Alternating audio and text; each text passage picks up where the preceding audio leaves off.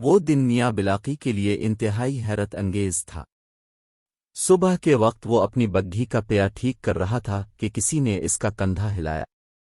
اس نے گھوم کر دیکھا تو بڑے سے سر والا ایک بونا آدمی کھڑا تھا۔ وہ بولا، مجھے میاں بلاقی کی تلاش ہے۔ تم اس وقت اسی سے بات کر رہے ہو؟ بلاقی نے کہا۔ لیکن میں کیسے یقین کروں کہ تم ہی بلاقی ہو؟ بونا اکڑ کر بولا۔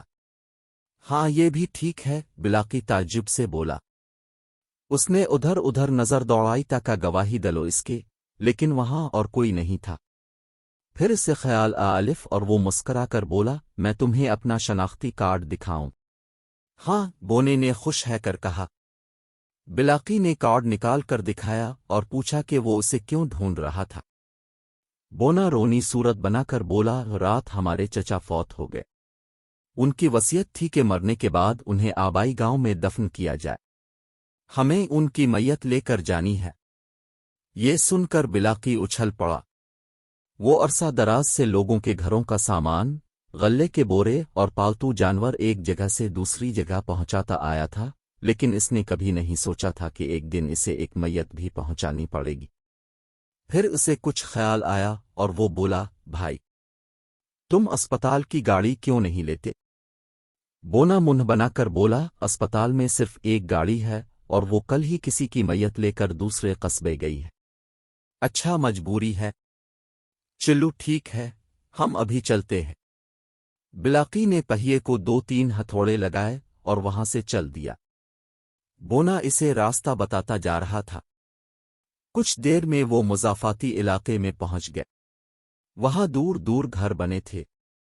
ایک بڑے مکان کے آگے بونے نے بگھی رکوائی۔ ایسا لگتا تھا جیسے مکان بہت دنوں سے خالی پڑا ہے۔ بونے نے پھرتی سے اتر کر پھاٹک کی زنجیر کھولی اور پھاٹک چرچراہٹ کے ساتھ کھل گیا۔ اس نے بگھی اندر لانے کا اشارہ کیا۔ گھر کے احاطے میں پرانے درخت اور جھاڑیاں الفاق تھیں۔ بلاقی ان سے بچتا ہوا بگھی عمارت کے اندر تک لے آیا۔ اسی دوران 2 آدمی باہر آئے اور بلاقی کو غور سے دیکھنے لگے۔ ان میں ایک لمبا اور دوسرا موٹا تھا۔ میت کہاں ہے؟ بلاقی نے پوچھا۔ آؤ، اندر آ جاؤ، بونا الفا چیل کر سیڑھیاں چڑھتے ہوئے بولا۔ سب گھر میں داخل ہوئے۔ بلاقی کو کمرے میں ایک تابوت رکھا نظر آیا۔ اس نے اپنا ہیٹ آتارا وہ احترام سے آگے بڑھ کر اس میں جھانکا، لیکن وہ خالی تھا۔ وہ حیرت سے پلٹا۔ اسی دوران باہر سڑک پر کسی پولیس وین کے گزرنے کی آواز سنائی دی۔ اس کا سائرن بج رہا تھا۔ وہ تینوں الفا چل پڑے اور دیوار کے ساتھ چپک گئے۔ وین پھاٹک کے قریب آ کر رک گئی۔ کچھ دیر رکی، وہی پھر آگے بڑھ گئی۔ جب وہ دوڑ چلی گئی تو بونے کے ساتھ بونے کو غصے سے گھورنے لگے۔ ان کا خیال تھا کہ بونا پولیس کو اپنے پیچھے لگا لایا ہے، جبکہ بونا کہہ رہا تھا کہ وین اتفاق سے وہاں آن کلی ہے۔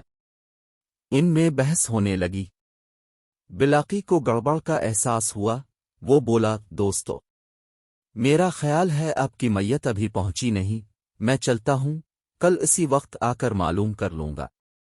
وہ دروازے کی طرف بڑھا، لیکن لمبا آدمی الفا چیل کر اس کے سامنے آ گیا اور پستول نکالتے ہوئے بولا، بڑے میاں، کہا چلے، میت ابھی آ جاتی ہے۔ اس نے بونے آدمی کو اشارہ کیا۔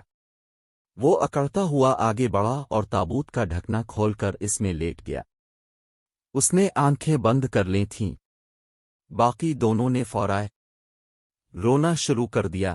ہائے، ہمارے چچا فوت ہو گئے۔ وہ اچھی اداکاری رک رہے تھے۔ بلاقی کی سمجھ میں نہیں آ رہا تھا کہ یہ کیا ہو رہا ہے۔ اچانک لمبے آدمی نے پستول اس کے سینے پر رکھ دیا اور صفاق لہجے میں بولا، بڑے میاں، سنو، ہمیں یہ تابوت اس قصبے سے نکالنا ہے۔ تم ہماری مدد کرو گے ورنہ؟ اس نے آسمان کی طرف اشارہ کیا۔ اس کے تیور اچھے نظر نہیں آ رہے تھے۔ لیکن تم ایسا کیوں کر رہے ہو؟ بلاقی نے پوچھا۔ لمبے آدمی نے اس کی بات کا جواب نہیں دیا اور چیخ کر بولا، جلدی کرو، تابوت بگھی میں رکھو، ہم فورائے یہاں سے نکل رہے ہیں۔